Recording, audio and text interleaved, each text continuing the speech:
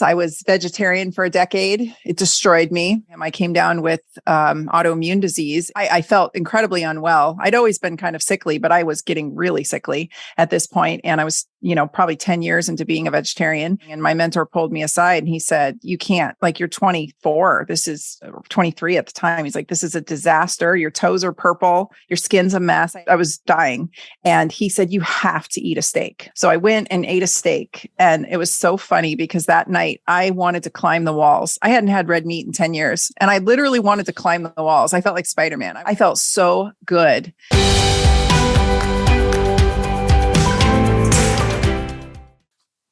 Well, good morning. Can you hear me? Tina's great I can. How are you? I'm doing well. Well, thank you for spending the time with us this morning. Let me get a second to have you introduce yourself. We've got Dr. Tyna Moore in the house today. I've interviewed her. Well, she's interviewed me, I should say. So it's our turn to interview you. So you are, correct me if I'm wrong, you're in Oregon, if I'm not mistaken. I am just about an hour 20 southwest of Portland. Got it. So it's snowing here. I am just north of you in Snohomish, Washington. We had our first snow of the year, and it's quite pretty. So we got this white snow. How are you guys doing? Cold over there? Are you guys still avoiding the snow? Well, we had some beautiful sun yesterday. It was cold, but it was sunny. And today it's just gray. Good. Oregon's just gray. We don't get cool snow. We sometimes get snow, but generally we just get gray. Got gray. Okay. Reminding my time living up in the Midwest where it's gray 6 months out of the year. But all right, well, let's get into this. So tell us a little bit about your background for those people who aren't familiar with you. Yeah, well, thanks for having me on. I was honored to be asked, and I'm a huge fan of yours, so this is great. I'm a chiropractor and a naturopathic physician. I was in practice for over a decade. I closed my practice a few years ago, right before COVID hit, for reasons other than COVID, but I was feeling more inclined to, much like you, try to reach the masses versus one-on-one. I specialized in regenerative injection therapies throughout the course of my career. And so I did a lot of musculoskeletal work and really, much like you, big emphasis on metabolic health and understanding how metabolic health ties into joint health and pain in particular. So that was my focus in my practice. Online now, I focus mainly on metabolic health in general. I think that my biggest following would probably be women my age, in their late 40s, early 50s. That tends to be who is drawn to me. So hopefully there's some folks like that in this community. And I've learned a lot from you. I eat a lot like you do. I'm not as strict, but I've been a big fan of sort of a carnivorous way of eating for a long time, long before it had a name. And I think that it is the way, and I think it's how humans should definitely nourish themselves. And it's been a big, long journey for me throughout my own food habits. I was vegetarian for a decade. It destroyed me. And I have come around to, knowing better. So that's me. Which came first, the chiropractic credentials or the naturopathic credentials? I'm just kind of curious how you made that evolution. Well, it's funny because I was sort of brought up by a naturopathic physician who specialized in musculoskeletal medicine. And I thought that all naturopathic doctors were like him. And he was just a real gem of a human. He's passed since from cancer, but he was just absolutely a powerhouse in the field. He was an acupuncturist. Also, I had personally been a very sick child, and the only doctors that were able to help me ever, or who were willing to try to even communicate with me, were my chiropractors. So I started chiropractic college much to his dismay. I had been his receptionist and spent many years with him at that point. And he was dismayed about that. And I got about halfway through chiropractic college, and it was still very much adjustment based. And they didn't want to talk about how I was always the girl in the back raising my hand saying, well, what about what they're eating? What about, we'd go through bone pathology and all of these conditions. And I'm like, well, how does their diet play in? And I'd get blown off. And so I jumped ship and went over to the naturopathic college, got there, realized these are not really my people, but the medicine itself was really, phenomenal. And I ended up going back and forth for the next several years and completing them concurrently. Oh, interesting as well. Yeah. You'd mentioned the fact that metabolic, and you mentioned diet. I know several chiropractors that are actually interested in nutrition, which is, as an orthopedic surgeon, there's always been this sort of thing between orthopedic surgeons and chiropractors. So we both domain as a musculoskeletal system. And I know a lot of orthopedic surgeons have been critical of chiropractors. And, and vice versa. And I think there's good and there's bad in both. And I think the one thing that I've been impressed with, as an athlete, I ran into a lot of chiropractors that compete as athletes. They tend to do that. Orthopedic surgeons tend to be athletes in general, but I saw a lot of them. And they always seem to be more interested in nutrition, which I thought is ultimately, as where I am now, finding that nutrition has this incredible role and to play in general health, but even in regard to musculoskeletal health. I mean, I'm seeing day in and day out people's arthritis getting better by changing their diet, which I thought was something I would have never even crossed my mind, 20 years ago, 10 years ago. I'm interested about the vegetarian time because it's always fun to make fun of. No, I'm just kidding. What drew you into a plant-based path? How did that evolve? You said it wrecked your health. Kind of delve more into that if you don't mind. Yeah, sure. Well, I want to just backstep a minute. It's been really exciting. I think the past 10 years, I've watched a huge overlap in all professions sort of coming together inside these communities that are like strength and conditioning based or carnivore based. And so you see the PTs actually getting along with the chiropractors, actually getting along with the MDs, actually, getting along with the strength and conditioning coaches. And I think it's an exciting time for people who are, if we're willing to put down because I have my turf war stuff too, if we can put that down, like that's how we can really. That's the fun part. And especially through COVID, it's been so fun watching different professions come together and, depending on where people lie and all that. The vegetarian part. So it was stupid, Shawn. I was 14 and my dad was actually a food distributor. He was the vice president of a company that was the biggest distributor of meat in the Pacific Northwest. And in rebellion against my father, I decided to go the opposite just to piss him off. And I loved animals and I thought that meat was murder. And I put a big meat is murder sticker on my car. And my dad when I was 16, lost his mind. He said, meat is paying for that truck. How dare you? Because he bought me that truck. And I spent 10 years destroying my health. And I wasn't a good vegetarian. I was like a mac and cheeseitarian who chain smoked and, lived off Snapple and Sun Chips. I didn't do it well. And it's interesting looking at my joints under ultrasound. I've got a very thin cartilage layer. So I think during those really critical years of hormonal development and musculoskeletal development, I was doing some pretty serious damage to myself. Yeah, well, it's kind of funny the irony of that your father was, and I have because I have two teenage daughters, and one's 12 and one's 14, and I just so far they're strongly entrenched in the camp that meat is good for you. So hopefully they won't try to rebel and do anything silly. I mean, I never know with the kids, but you try to set a good example for them.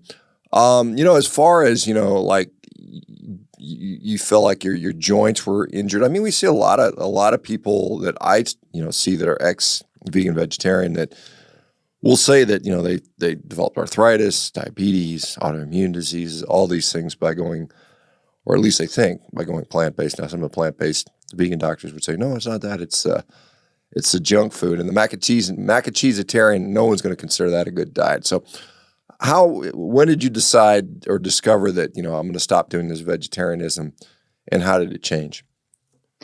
I was working with my mentor, who I mentioned earlier, who was just a phenomenal naturopathic physician who was deeply entrenched in musculoskeletal work. That was predominantly what he did in practice.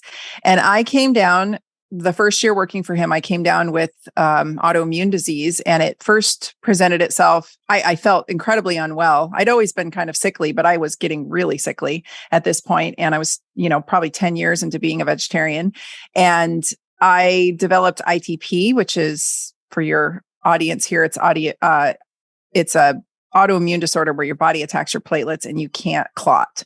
So that was happening for no apparent reason. And I kept getting tested and my platelets kept plummeting. And then I was developing all kinds of, I had been struggling with rashes. I had a bout at that point of uveitis in my eyes, which is, the harbinger of terrible autoimmune conditions to come. And all of this was adding up to me sort of spiraling out of control. I was still chain smoking, and my mentor pulled me aside and he said, you can't, like, you're 24. This is 23 at the time. He's like, this is a disaster. Your toes are purple. Your skin's a mess. I had acne and little prickly heat rash all over my body.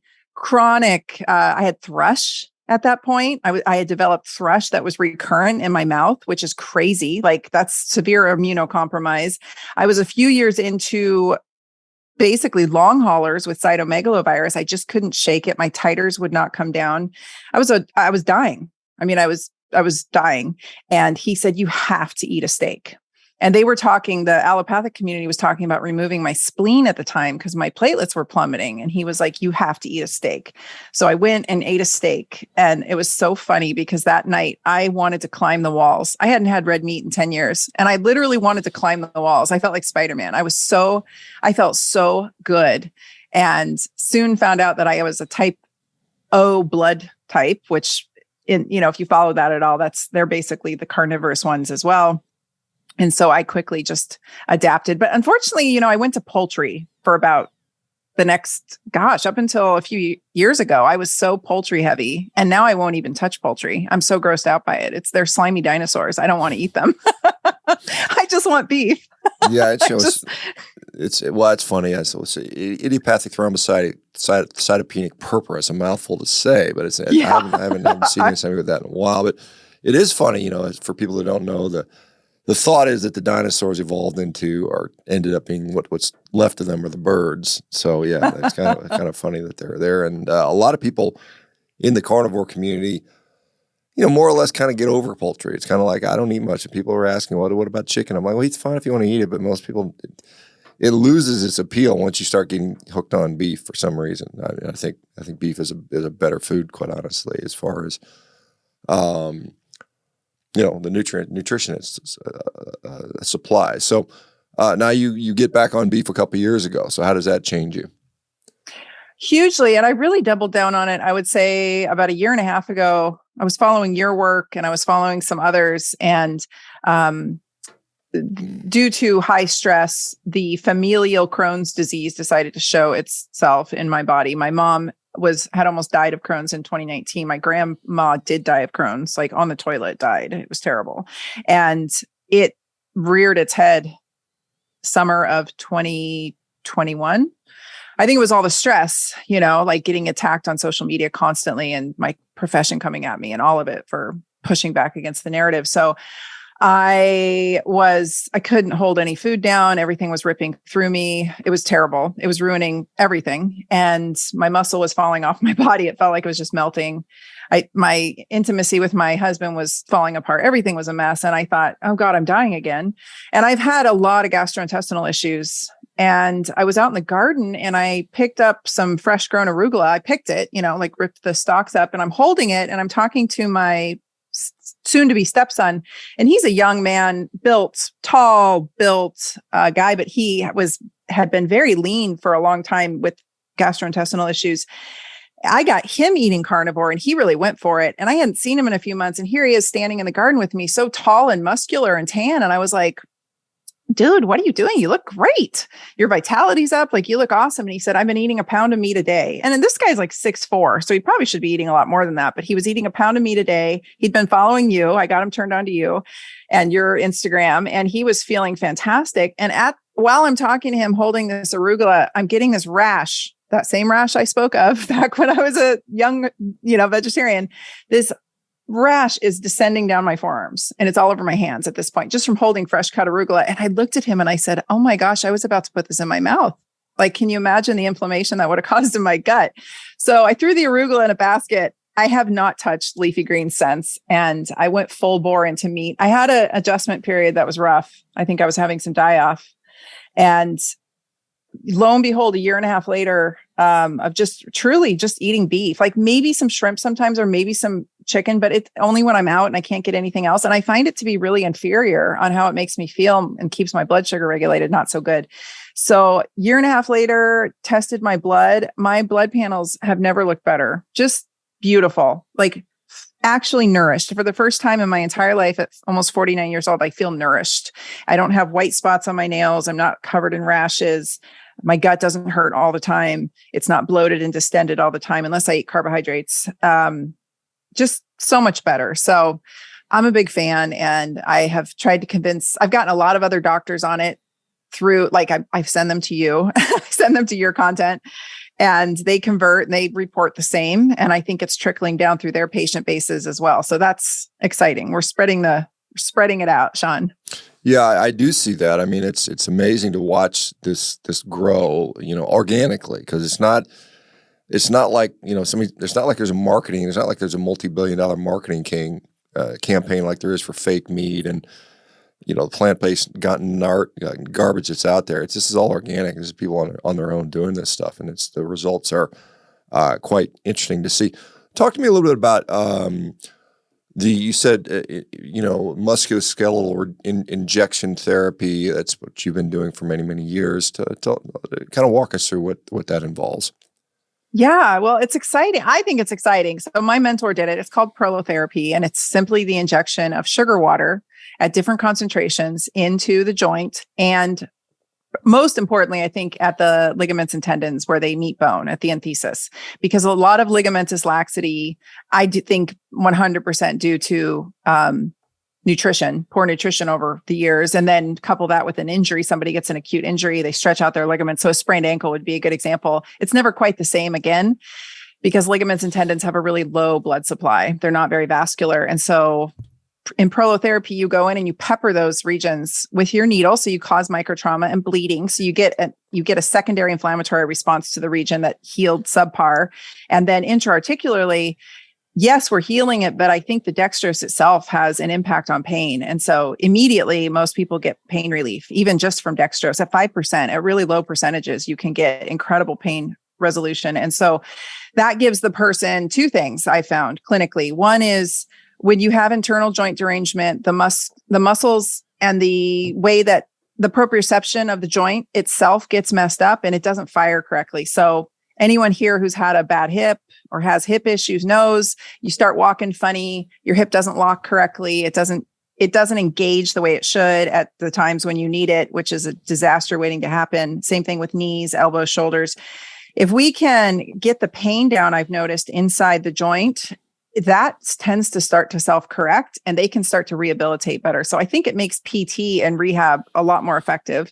And then secondarily, if we can start to regenerate some of that cartilage in there and some of those ligament and tendinous junctions, people find a lot of pain relief, but most importantly, they get stability back. And when they get stability back, they can start using it. And I'm a huge fan of strength training, of movement.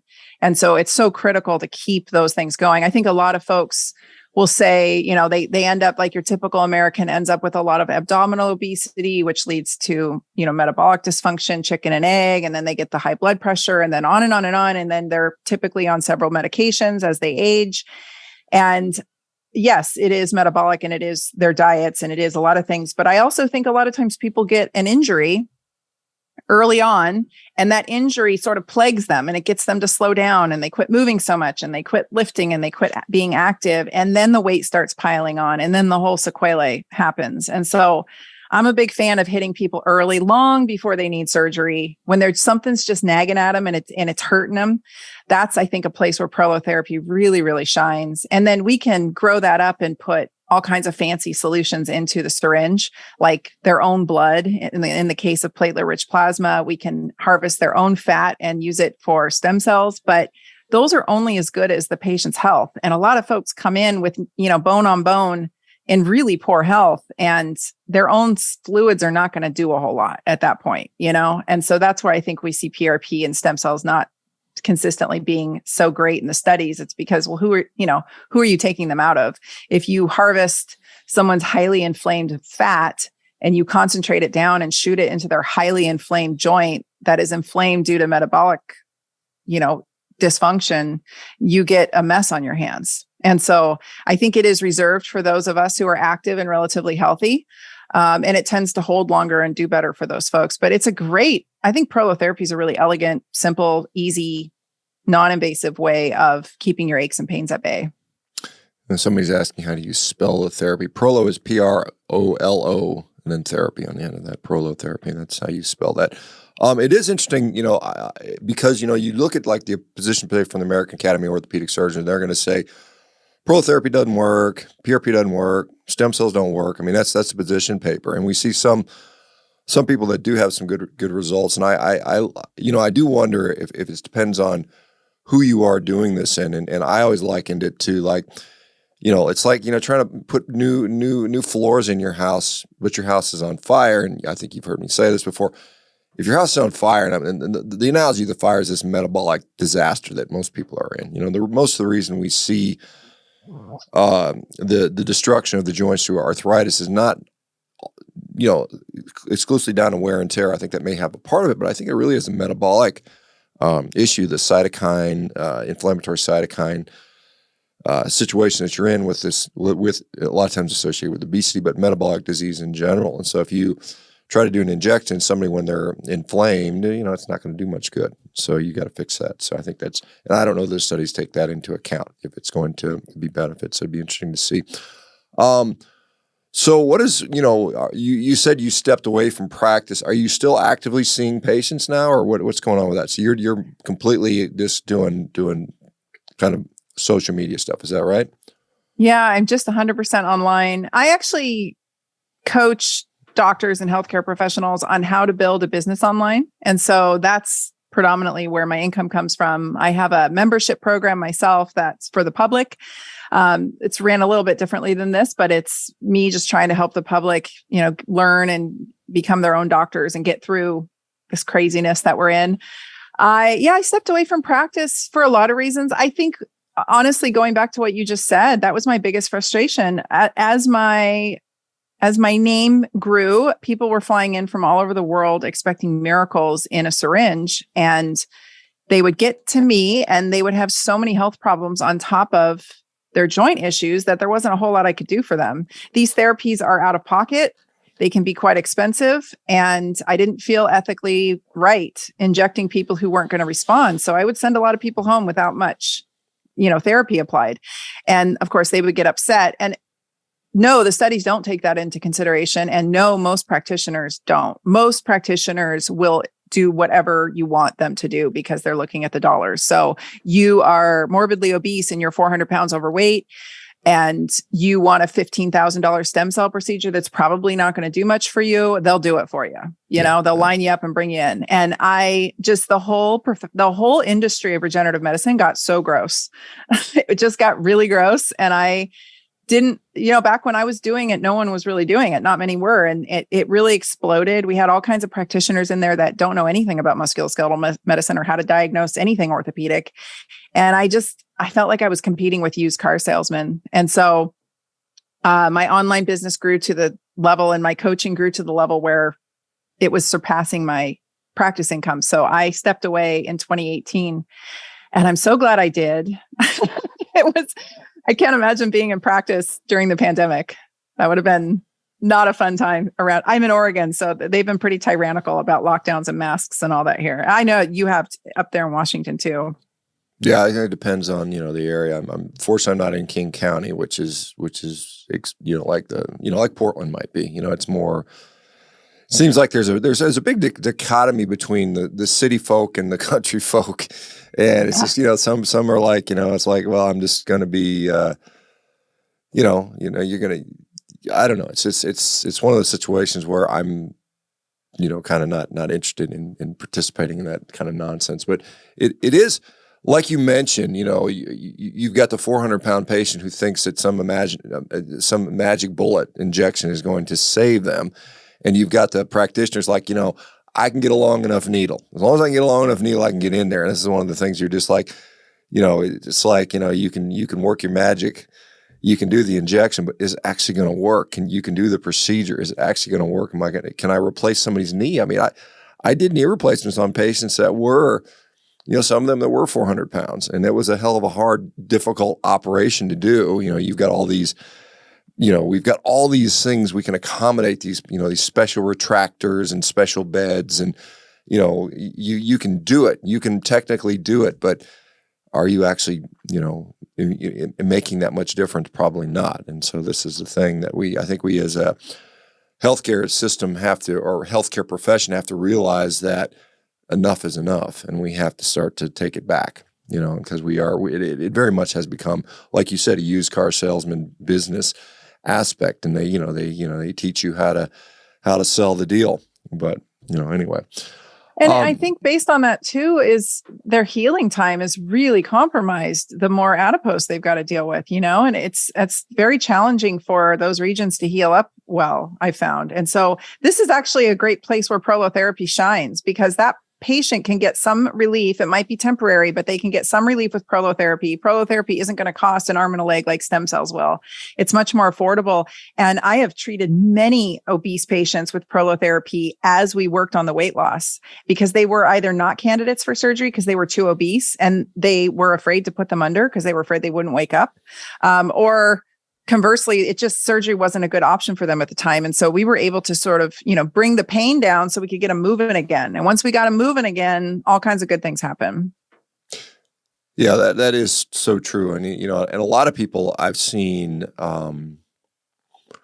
we have this sort of, you're obese and you just need to get in the gym and work out. And a lot of times they can't. I mean, I as much as I am, I seem like, people think, well, you're so mean to people that are obese. I'm not. I'm just trying to say that's not a good place to be, but you have to do something. And I think diet or something that brings this inflammation down to where they are not in significant pain, because obesity drives pain. And if you have pain, it's hard to get out there and do a workout. So good. It's good to see that. So what are the things that most people are missing? Because as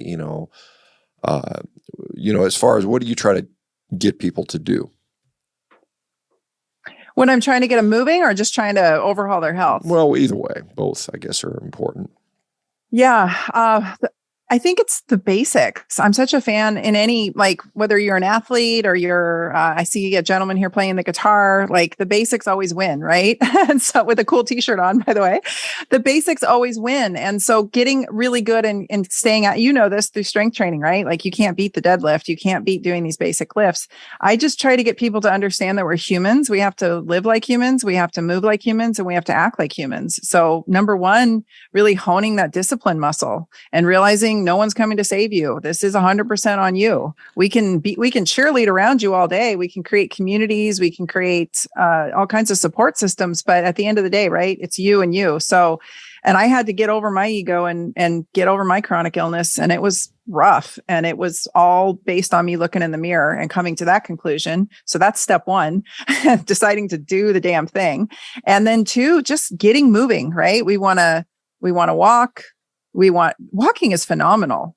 It's not either or with strength training. You have to do both. But I think lifting weights, putting a slab of muscle on your body as insurance is absolutely the best way to go. Number two, walking or some kind of movement, zone two, just get that. It's great for stress. It's great for weight loss. It's great for everything.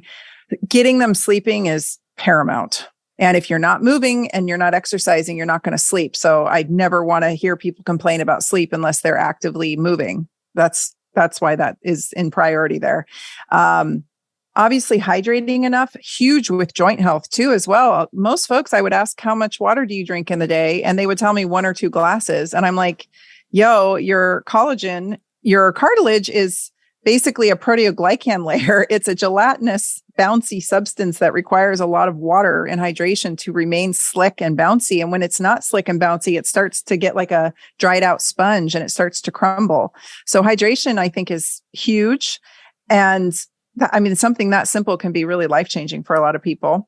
And getting out in the light, it's hard here in the gray skies, but getting out in the daylight a couple times a day. All the folks I know who work outside are the happiest people I know and enjoy decent health. I live in a community of farmers, and these guys are just awesome. They just keep going. Hardy old guys, good looking, healthy men, because they're outside a lot.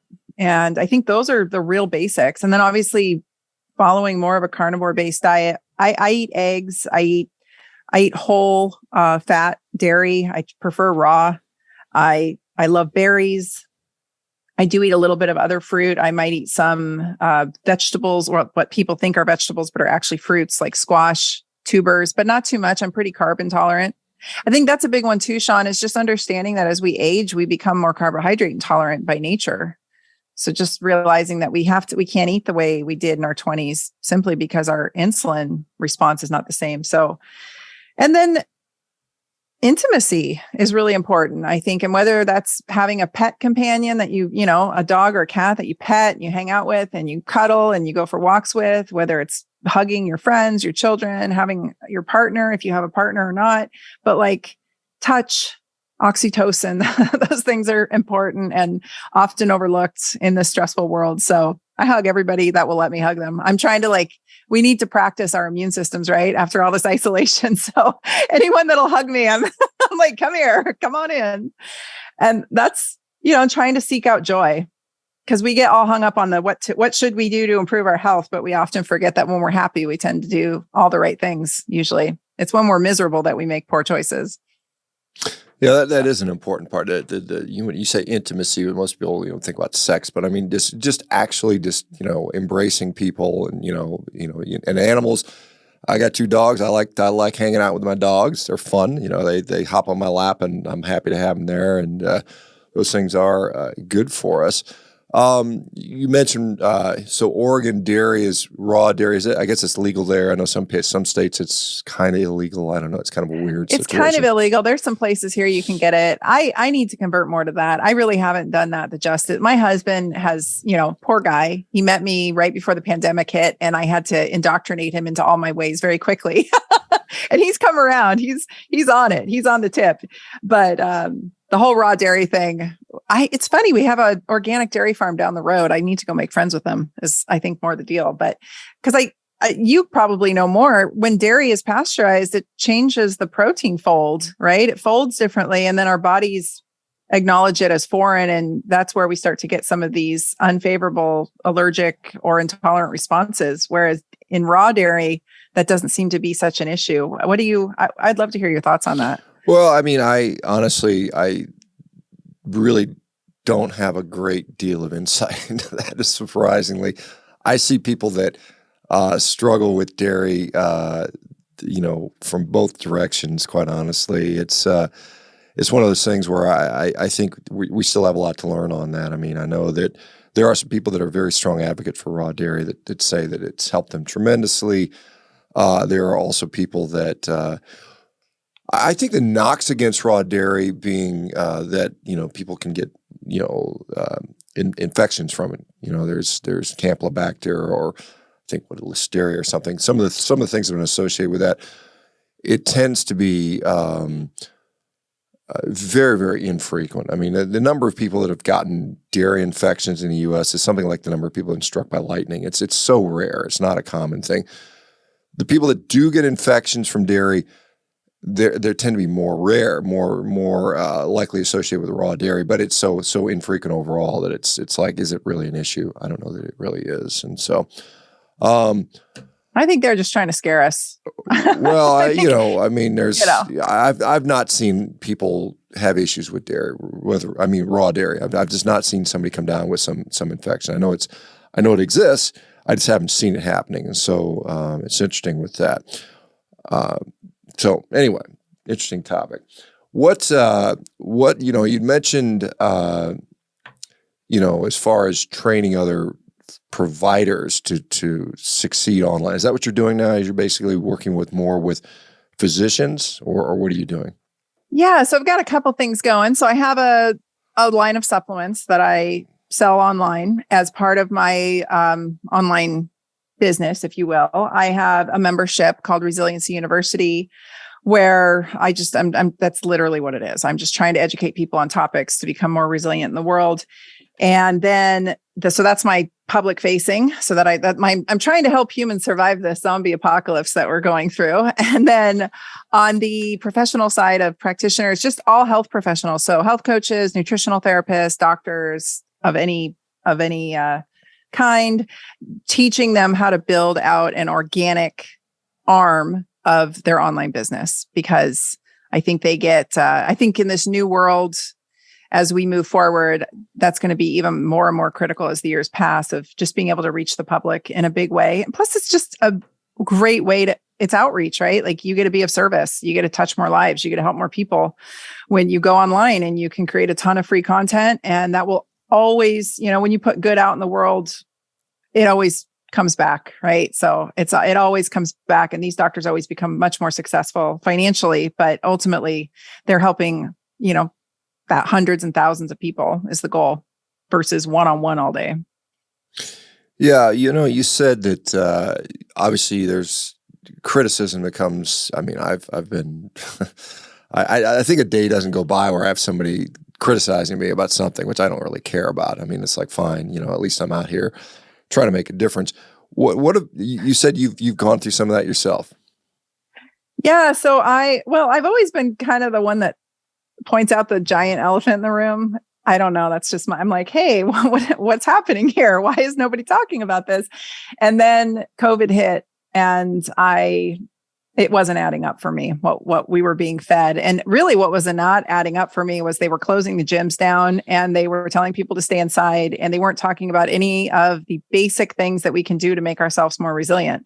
So it's nothing to do with treatment, prevention, or cure of a virus. It has everything to do with making the host harder to kill. And so I just came out gunning with what I thought was helpful information. Basically what you say, eat meat and lift weights and lose fat, because fat is inflammatory. And it clearly COVID was doubling down on those who had extra adiposity and blood sugar issues. So, and that's what 94% of the US adults have some kind of metabolic dysfunction at this point. So, I knew it was going to be troublesome for the US, and it has proven to be very troublesome. So just basic common sense. And man, did they come at me. And boy, do they still come at me. They can't, the minute you lay out your health is your responsibility card, people lose their minds for various reasons. I get it. Our food supply is adulterated. Our medical system is broken. The average human has really got to educate themselves. That's why it's so cool to see all these people here educating themselves. This is really the only way to get through. I think the only way out is through. And the only way to do that is to have a basic understanding of nutrition, understand, hopefully learning your way around the weight room a little bit, prioritizing the things we've talked about here, and making a commitment to live that way and to mirror that for your family. As we can't change their behavior, but we sure can show them how it's done, and just be the example. And then hopefully, my mentor used to always say, see one, do one, teach one. So if I can infiltrate people's brains with the truth, then hopefully they can go spread that through their communities too. And we can all be of service, and we can all be helpful. Oregon is a place where you've got activists that are trying to outlaw animal agriculture. I mean, they had a proposition. I don't think it got on the ballot, but they tried to, where they wanted to say that artificial insemination is considered sexual molestation of an animal, which is just totally ridiculous, and that animals cannot, should have to be forced to live to 25 years as a cow before you can harvest, or something that's ridiculous that would drive animal agriculture out of business in there. I know I've got a rancher friend of mine who lives in Southern Oregon, Row Regenerative Ranching down there, and I forget what town it is. I drove by and got to visit with him and his wife.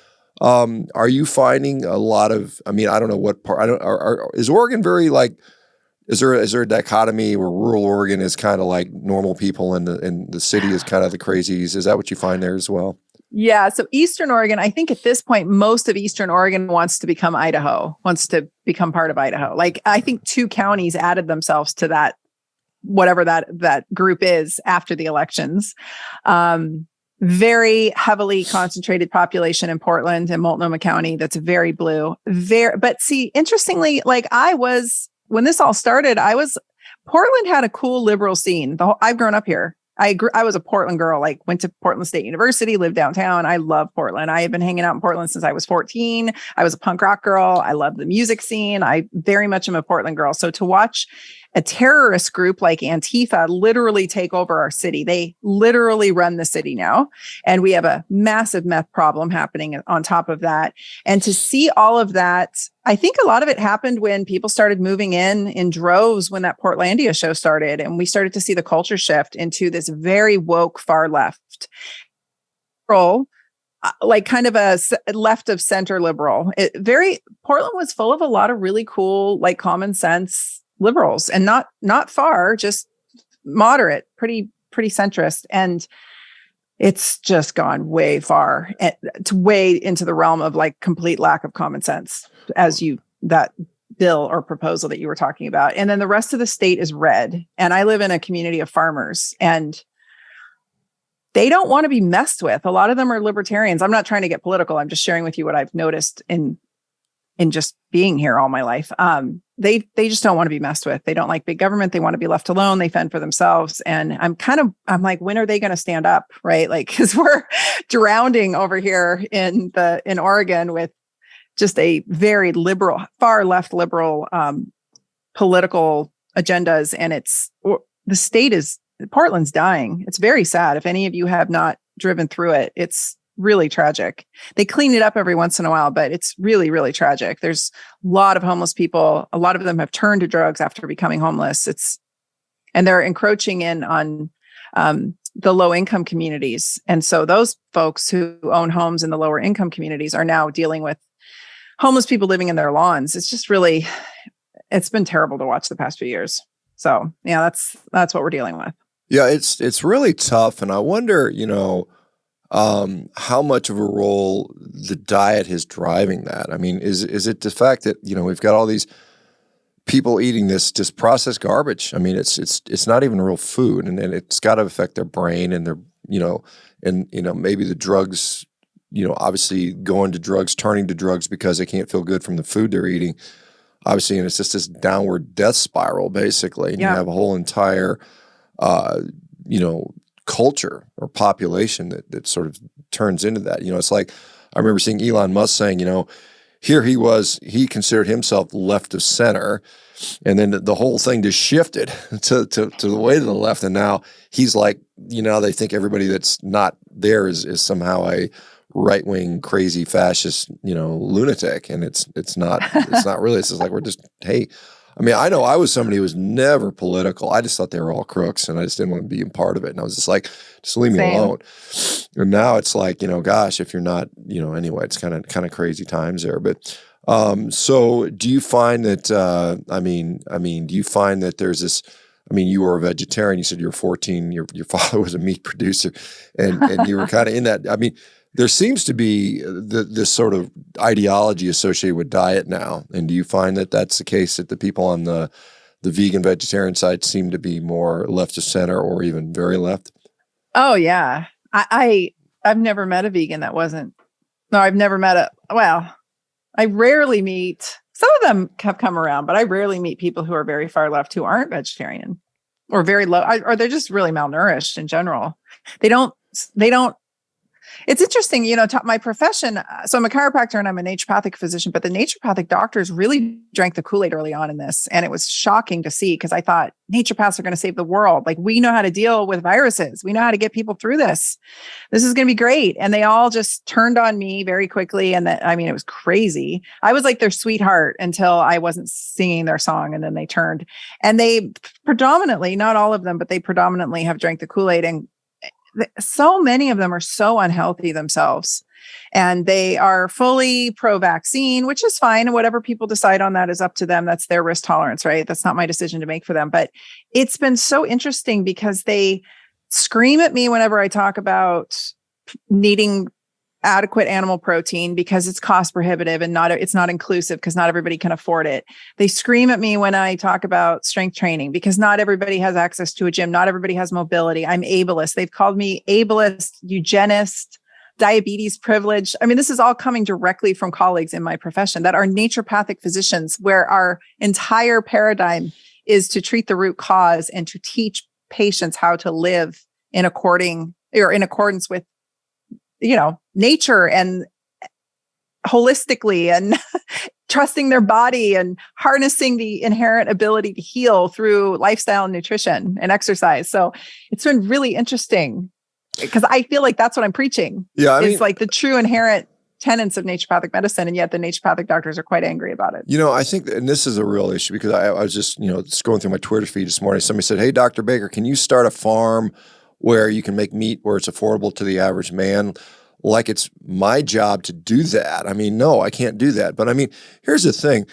I think rather than saying, well, it's not affordable for everybody, so we shouldn't tell people to eat meat, I think that's nonsense. We should say, this is good food. We should, our government should make it affordable for people. I mean, that should be a priority. If we can give whatever, 50 trillion, billion, gazillion dollars to the Ukrainian people to fight a war, why the hell can't we, give people money so they can feed themselves? And not give people money, but I mean, this is something where, you've got, what is important to you resource-wise, and the fact that the average person can't afford $20 a pound for meat, and I don't think, honestly, you can get ground beef for $4 a pound still in most places. Totally. I mean, you can still do it. So it's still realistically within the reach of 95% of the people. I mean, yeah, there's a few people that are homeless or very, they can't afford anything and they're struggling. But I mean, I think most people, when they say I can't afford, to eat beef or steaks, I mean, not everybody's going to be able to afford eat, ribeye steaks every day. But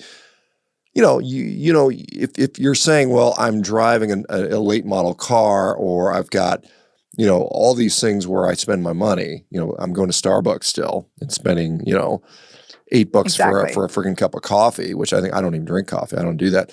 I mean, there's a lot of things you could do to make that more affordable to you. Most people are just sort of saying, I choose to prioritize other things in my nutrition, and that's an issue. But I think that, the fact that there are most of the food is really, really cheap as garbage food. That's a problem. And most people do that. Yeah. I mean, at the end of the day, most people, how they make their decisions, how much does it cost? What does it taste like? And if I can get Snickers bars on sale for king size Snickers bars for, 99 cents or two for $1.50, I'm going to do that, because it tastes good. That's really the issue I see. It's not that meat is unaffordable. Meat is, yeah. Yeah, I used to live that way. I mean, same thing. I used to eat whatever was cheap and tasty, and it becomes a total priorities issue. I was a single mom in bankruptcy, broke with $500,000 in debt from student loans, and I still prioritize my food. I didn't have a fancy car. In fact, I had to jump my car all the time because the battery kept dying. I don't have any fancy nails. I didn't have fancy hair. I didn't have fancy anything, but I fed my daughter well and I ate well. And that was a priority. Yeah. So, yeah. And it's interesting, because there are people that, like I said, I saw a gal in the airport yesterday. She had these nails that were like that long. I mean, they're like 6 inches. I was like, how do you do anything? I just she had this, over the top, goofy outfit on. And I was like, how do you function with 6-inch fingernails on your fingers? I don't know. Is that crazy. possible? As a female, I mean, have you ever had like super, super long nails? Can you do anything with that? No, I've never had nails because I can't do anything with them. Like if they even get too long naturally, I don't like the way they feel. I can't type. I don't know. I think it's very impractical. My daughter has nails and I'm like, you are worthless in a zombie apocalypse. You are not going to be any help. Your nails are they're just not helpful. I want to share though. So I live out in the country and I'm staring at a giant monocrop field. It is so big that I cannot see the other side of it. It looks like an ocean. And I've watched them. I've been here now since 2020. So I've watched 3 seasons now of harvesting. And here, I'll show it to you guys. I can turn my camera around. I don't know if you can see out my window. That big field behind me is a giant monocrop. They grow.